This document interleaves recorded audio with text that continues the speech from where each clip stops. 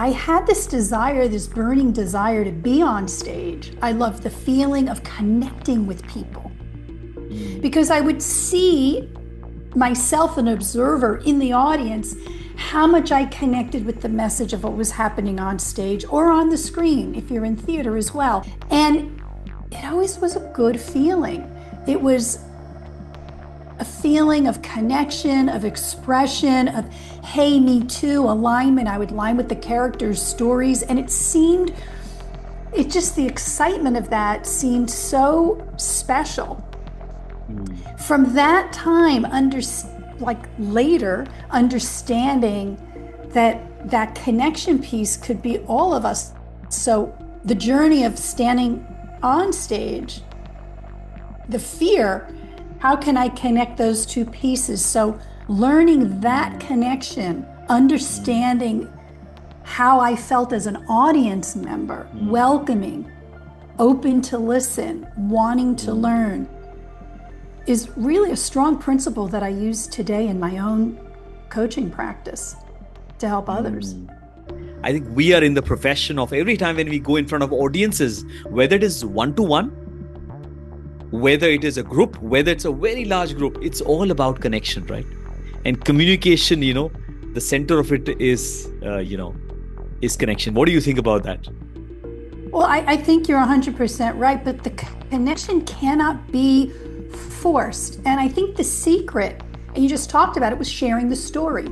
The best we can do is share our story. That's what a performance is all about, whether it's a song, a poem, or a stage production, or somebody giving a presentation. You're sharing a part of your journey, a part of your experience, some story, event, moment that happened. And that is where the audience, most of us, connect on that. Not everybody will, but most of us do, because they're hearing your journey and they're saying, me too, because their own story of their own movie is playing in their head at the same time. Now, I noticed when you're talking about a personal relationship, same thing. You. When we use that language as opposed to saying, I feel this, I've experienced this, it is a very different kind of way that it's being presented. You put somebody on the defensive. I know I would be. But if that person says, here's how I felt about what I experienced the other day when I heard you share this. Am I right in that? And you flip that narrative about your experience, I think most times we're more likely to get a positive result. And that's the communications piece, not forcing our agenda to want to connect, but sharing our moments and allowing people to connect with us. It's almost like an invitation. Many leaders see communication as a soft skill. But you actually talk about your clients saving a 5-figure ROI as a result of your training. Now that is astounding. How can you break down how that works actually? Absolutely. Interpersonal skills, soft skills, are demanded of all of us on our jobs. We're expected to present. We're expected to sell. We're expected to share information about our work. And we're expected to demonstrate, as a matter of fact, and across colleagues in different departments.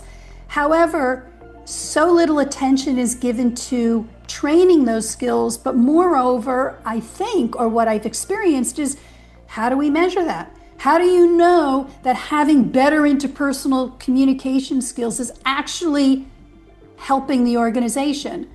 Well, that led to a case study I was doing with a global equity firm.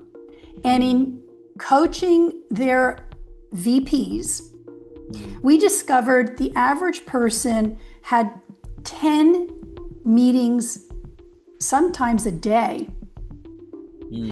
And what we did through interactive communications, improving their communication skills so they had more effective meetings, more efficient, we were able to reduce the time from 60 minutes to 30 minutes, and in some cases 15 minutes. Wow. So what's the ROI on that? We did a calculation. Taking a meeting from 60 minutes and cutting it down saved one person almost 19% of their hours in one work week. Now you base that on a 40-hour work week. Let's just say that for an example. That's equivalent to almost 49 days annually. 49 days, that's more than a month's time. Now you put a salary to that. Let's say somebody has a $200,000 a year salary. You count those hours of those 49 days, it's over $24,000 in savings on the bottom line. Now, that particular executive could use that time to maybe prospect more, maybe lead more, dive deeper into some problem-solving issues, perhaps use the time more effectively to be proactive in creating and innovating new ideas and new ways to solve problems. Have more time to do the work you're actually hired to do. You take that number, as we did with this global equity firm, and we multiplied it times everybody in that meeting. It went up to over 6 figures in savings at the bottom line. So it's a hard ROI on, if I become more effective in my speaking and presenting, and I could save that time, you're actually adding it to the bottom line. And that is interesting, because so many meetings that happens, possibly that meeting is supposed to finish in 10 minutes or 20 minutes or 15 minutes, but the meeting can go on and on and on. And a lot of meeting I've also observed is, it's a lot about trying to get control over things, or at least emotionally feel a sense of I'm in control as a leader. And there is an element of, I want significance, I want control, and the conversation can go all around, And I've observed, when you have a good facilitator or a good leader who can come in and help the communication to be shaped in such a way that, it breaks 45 minutes to 30 minutes, 30 minutes to 15 minutes, and even 10 minutes. So, thank you for sharing that, Shelley. That is powerful. And I think anybody who invites Shelley for coaching their leaders, their tenured leaders, I think will greatly benefit. So I personally recommend her. Go ahead, check out her work, check out her website. We'll talk about that very soon, but let's move forward. Absolutely. Well, thank you for that. You're welcome. You're welcome. Now, the third question I had was, you coach executives to prepare by unpreparing. Now, that's interesting. Never heard of that.